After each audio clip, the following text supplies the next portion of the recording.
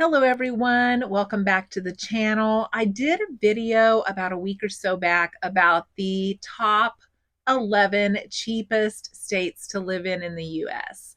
And someone requested that we talk about the most expensive. So that's what we're going to do today. Now, if you live in one of these states, you probably know they're the most expensive because if you know, right? But I thought it would be fun for us to talk about those and have a little discussion about where we live. So I hope you will stick around.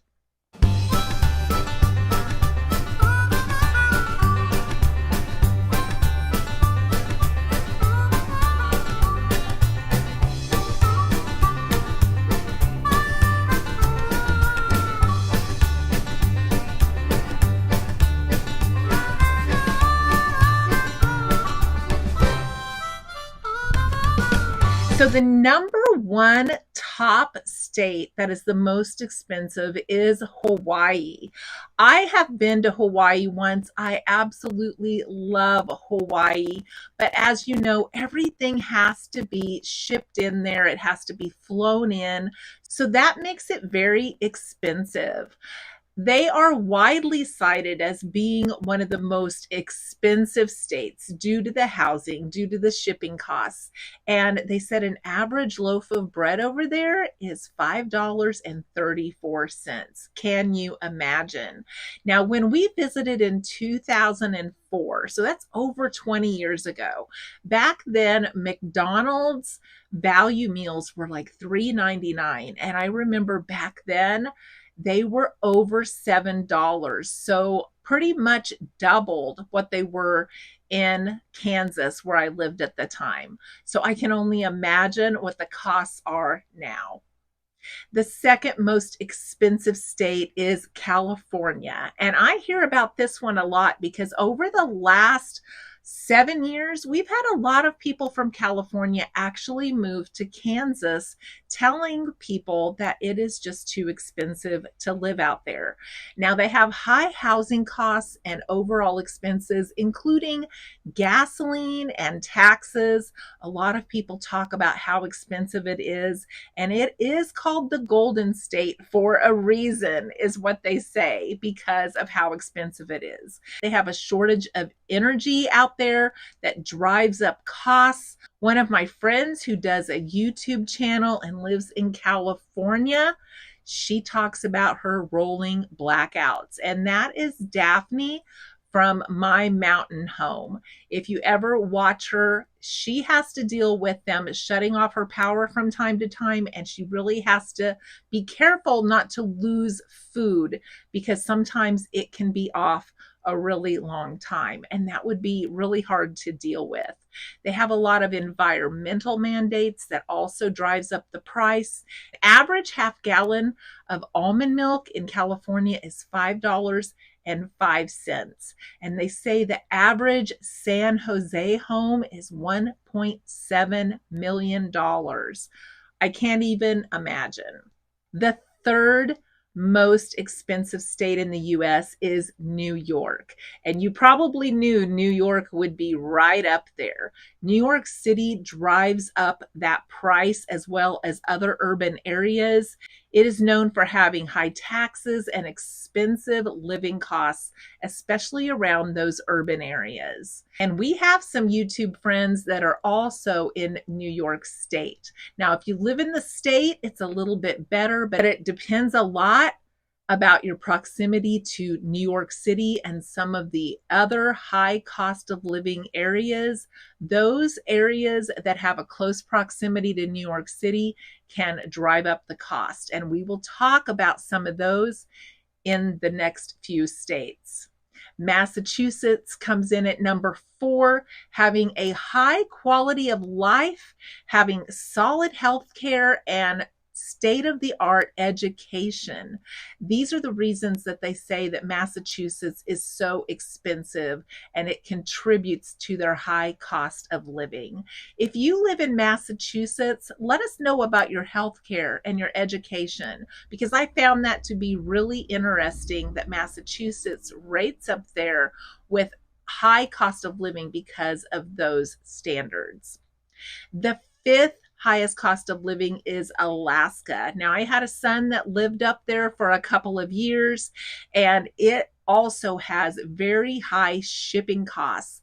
I even had a friend whose sister lived in one of the remote areas on one of the mountains, and she could only come down a couple of times a year to get major stock ups on groceries. Their harsh winters really contribute to the shipping costs and trying to get things to Alaska. If you've seen any videos on the price of some groceries in Alaska, you would be flabbergasted because some of the items that we think are really high here are about double in Alaska to purchase for groceries. Number 6 is Connecticut. Now, Connecticut is a small state with a high price tag, and Connecticut is one of those states that is higher priced because of its proximity to New York City. That makes its housing more attractive and also more costly. It has higher property taxes, and it's also stated that it has an upscale type of living. Number 7 is New Jersey, and New Jersey is another state because of its close proximity to New York City that it has high cost of living. People always want to be able to commute sometimes from a cheaper area into a more expensive area to work, and those commute fees do add up. But the cost of living overall, when you're trying to afford housing and property taxes and food, sometimes it pays to commute. And that's one of the things I've done my whole life is commute into the city rather than live in the city. Now, a lot of that's because I'm a country person. I don't necessarily do it for the cost of living. I do it for the way of life. But when you get into those large areas like that, it is really more cost effective for them to commute, even though the commute can be an awful hassle. I know when I lived in Dallas for a couple of years, I only had to go 8 miles to work, and it was an hour each way just to get to work and back. And here, an hour is a good 45 miles. But there, an hour was 8 miles. New Jersey also has high property taxes and also a higher cost of living. But I bet it still is a little bit cheaper than New York City and New York State. And that is why it comes in at number 7 and New York comes in at number 3. Number 8 is Washington. It is frequently listed as one of the top 10 most expensive states. It has a high risk for wildfires, which drives up the cost of homeowners insurance, and it also has a high cost of living when it comes to housing affordability. They say that the average house in Seattle is $1,014,000 to live in Seattle. Now, I think that is a lot of money to live where it rains a lot of the time. Number 9 is Maryland, and I have a son that lives in Maryland, and because of its close proximity to Washington, D.C., it is a high cost of living. I'm so thankful that he was raised frugally and that he really watches his pennies, dimes, nickels, and quarters because he has to really do that to live up there. One time he texted me not long after he lived up there and he said, "Mom, I bought 2 apples and it was $10. He said they were big apples, but they were $10, $5 an apple. And I reminded him, you really have to check the price per pound and you need to weigh them in the store before you go to the checkout because that is just crazy. $10 for 2 apples.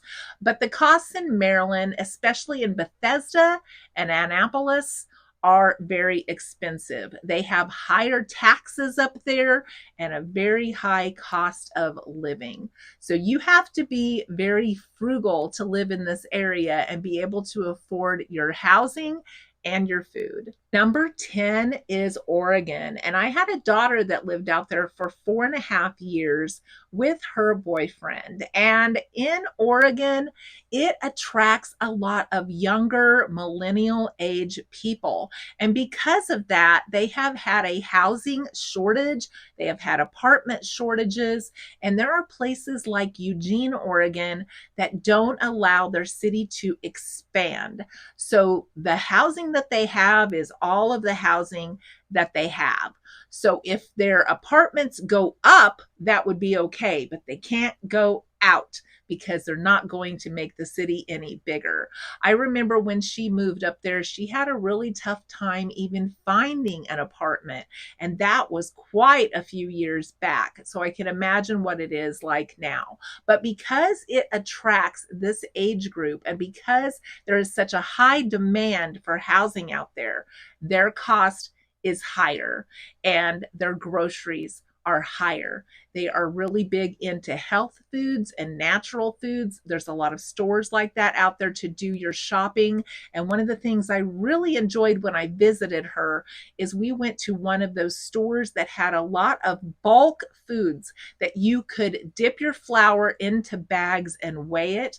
And it was so much cheaper per pound to buy it in bulk.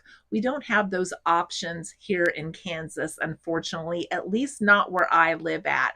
And I live within an hour of one of the larger cities, and we still don't have those options here.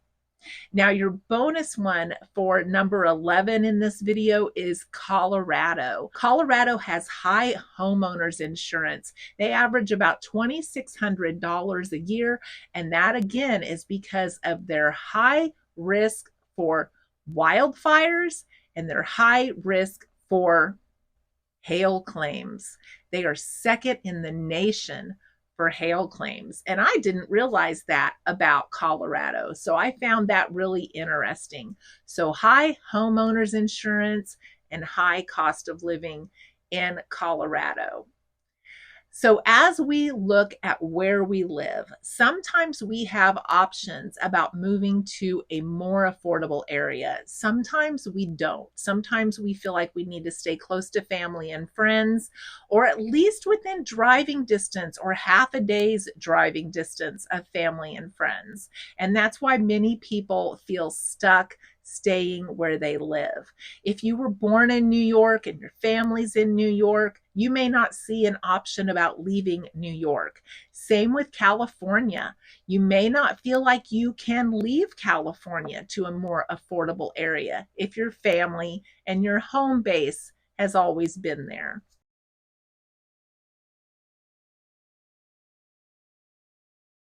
I would love to read your thoughts. Please give me your comments in the section below. I hope you've enjoyed this video, and I hope to see you in the next one.